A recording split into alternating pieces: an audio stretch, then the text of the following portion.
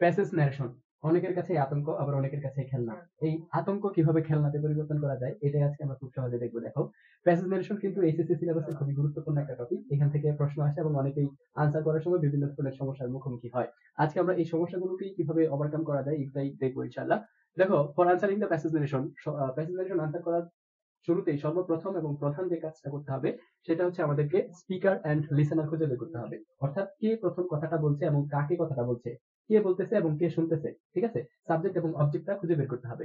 তারপরের কাজটা হচ্ছে আমাদের সেন্টেন্সের মোড, অর্থাৎ যে কথাটা বললো একজন, প্রথমে যে স্পিকারটা আমরা খুঁজে বের করলাম, এই স্পিকারটা যে সেন্টেন্সটা বলছে এই সেন্টেন্সটা কি ধরনের সেন্টেন্স। আমরা যে 5 প্রকার সেন্টেন্স জানি, আমরা সেন্টেন্স নারেশন করার সময় কিন্তু এটা ভালোভাবে বুঝিয়েছিলাম যে এটা কি অ্যাসার্টিভ নাকি ইন্টারোগেটিভ নাকি হচ্ছে ইম্পারেটিভ। এই সেন্টেন্সের মোড যে এটা আমাদেরকে প্রথমে খুঁজে বের করতে হবে, কারণ ওই যে ইনভার্টেড কমা, তারপর হচ্ছে রিপোর্টিং ভার্ব, এই বিষয়গুলো চেঞ্জ করার জন্য আমাদেরকে অ্যাসার্টিভ, ইন্টারোগেটিভ এবং ইম্পারেটিভ এক্সক্লেমেটরি এই সেন্টেন্সের মোডগুলো জানা খুবই জরুরি। ঠিক আছে, তাহলে সর্বপ্রথম আমরা কি করবো বলো? প্রথমে আমরা লিসেনার এবং স্পিকার খুঁজে বের করবো, কে বলতেছে এবং কে শুনতেছে। আচ্ছা, তারপরে আমরা সেন্টেন্সের মোড, অর্থাৎ যে কথাটা বলছে ওই কথাটা কি অ্যাসার্টিভে বলছে নাকি ইন্টারোগেটিভে নাকি অন্যান্য কোনো সেন্টেন্স বলছে, এটা আমাদেরকে আইডেন্টিফাই করতে হবে। তারপরে মোস্ট ইম্পর্টেন্ট যেটা হচ্ছে মাল্টিপল সেন্টেন্স, অর্থাৎ এই যে স্পিকার আমরা পাইলাম, এই স্পিকারটা কি সে একটা কথা বলে থেমে গেছে নাকি একাধিক কথা বলছে। যদি একটা কথা বলে থেমে যাই তাহলে শেষ, আমরা এক লাইনের মধ্যে ন্যারেশন শেষ করে ফেলবো।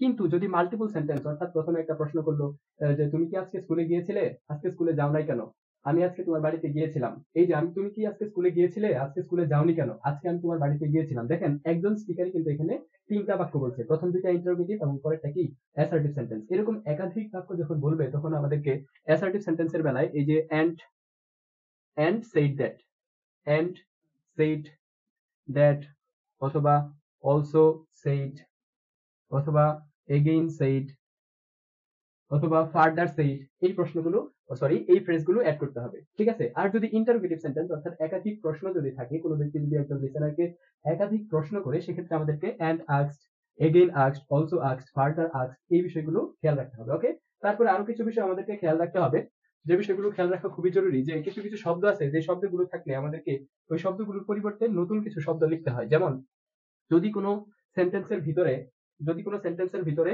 হচ্ছে ইয়েস থাকে, অর্থাৎ যখন কোনো প্রশ্ন করে তখন সেই প্রশ্নের উত্তর যদি ইয়েস দিয়ে দেওয়া হয় এবং ইয়েস পর্যন্ত থেমে যায়, যে তুমি কি আজকে স্কুলে গিয়েছিলে, সে বললো যে ইয়েস, তাহলে এই ইয়েস এর পরিবর্তে তখন কি হবে, ইয়েস কে পরিবর্তন করে আমাদেরকে লিখতে হবে replied, replied in the affirmative, replied in the affirmative. Okay, আচ্ছা, সবসময় যে প্রশ্নের উত্তর হ্যাঁই হবে এরকম তো না, পুরো প্রশ্নের উত্তর তো নাও হইতে পারে। যেমন তুমি কি খেয়েছো, সে বললো যে নো, তাহলে এই নো থাকলে কি হবে, এই দুইটা বিষয় আমাদেরকে একটু বেশি খেয়াল রাখতে হবে। নো থাকলে হবে replied, replied in the negative, no থাকলে কি হবে রিপ্লাইড ইন দ্য নেগেটিভ। এই বিষয়গুলো আমাদের একটু খেয়াল রাখতে হবে, যে ইয়েস থাকলে রিপ্লাইড ইন দ্য অ্যাফার্মেটিভ এবং নো থাকলে রিপ্লাইড ইন দ্য নেগেটিভ। ওকে, কিন্তু ইয়েস বলার পর লক্ষ্য রাখবেন, যদি ইয়েস বলার পর সে যদি আরো একটা বাক্য বলে তাহলে কি হবে, নো বলার পর সে যদি আরো একটা বাক্য বলে তাহলে কি হবে। তাহলে আমাদেরকে জাস্ট এই যে অংশটুকু সংযুক্ত করতে হবে, replied in the affirmative and said, and said. আর যদি আরেকটা প্রশ্ন করে তাহলে সেইড এর পরিবর্তে কি হবে, asked, replied in the affirmative and asked.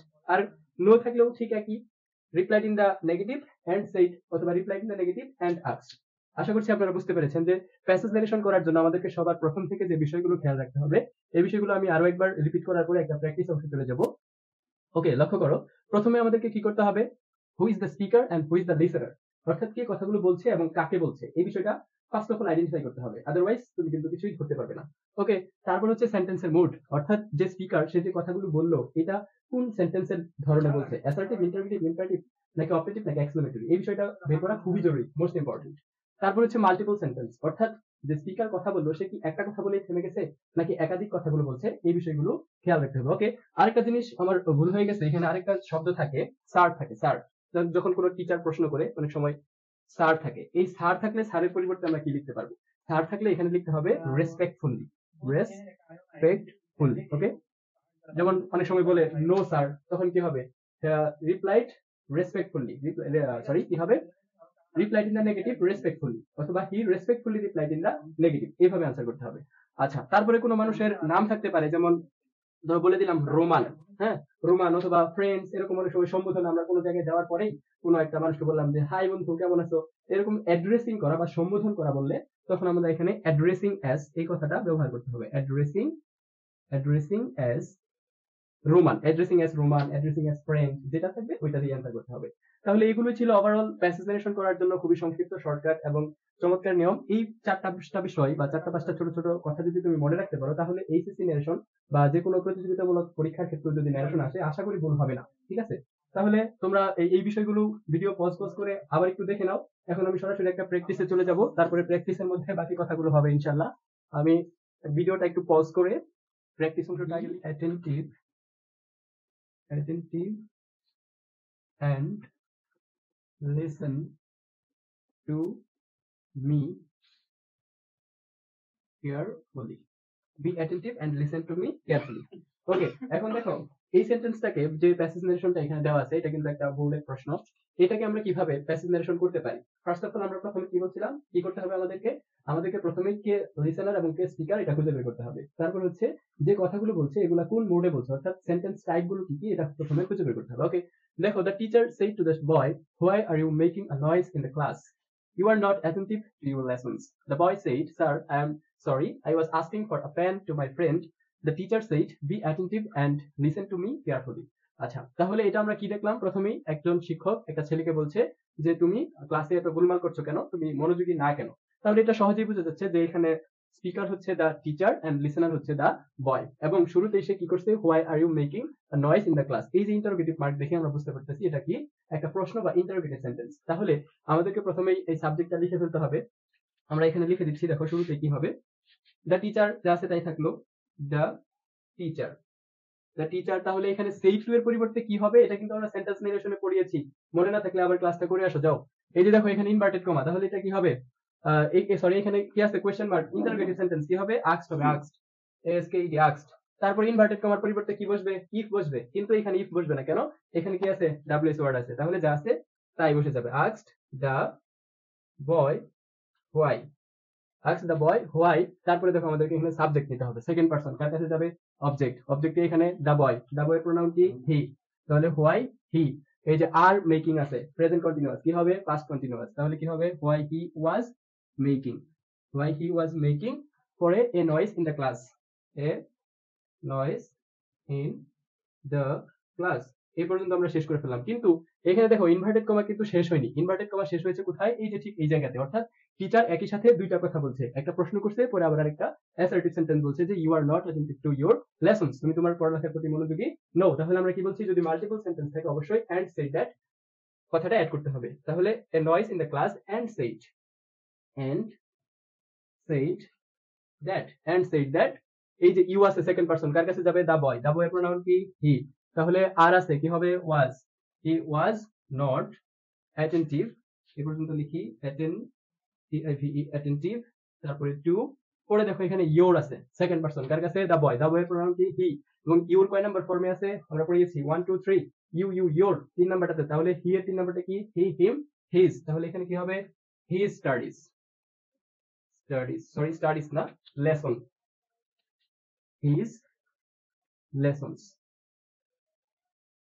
ওকে, এখন দেখো এই টিচারের পর্ব কিন্তু আমাদের এখানে শেষ, এই পর্যন্ত শেষ। এখন দা বয় বলছে, the boy said, sir I am sorry, I was asking for a pen to my friend, এই কথাটুকু যে বলছে, এই কথাটুকু হচ্ছে আমাদের এখানে দা বয়, তাহলে এখানে দা বয় সাবজেক্ট হয়ে যাবে।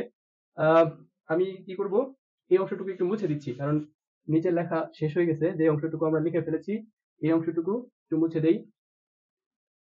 ওকে, এখন দেখো তাহলে কি হবে, আমরা দা বয় থেকে শুরু করব। তাহলে এখানে কি বলছে, দা বয় সেইড, তার মানে দা বয়কে যেহেতু শুরুতে প্রশ্ন করেছিল, তাহলে দা বয় এখানে কি করছে, রিপ্লাইড, তাহলে আমরা এখান থেকে লিখি দা বয়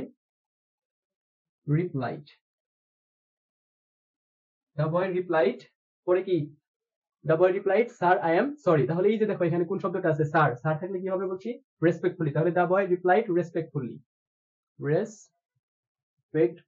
এই রেসপেক্টফুলি কথাটা দুই ভাবে দেওয়া যাবে, দা বয় রেসপেক্টফুলি রিপ্লাইডও লেখা যাবে, অথবা দা বয় রিপ্লাইড রেসপেক্টফুলি এটাও দেওয়া যাবে।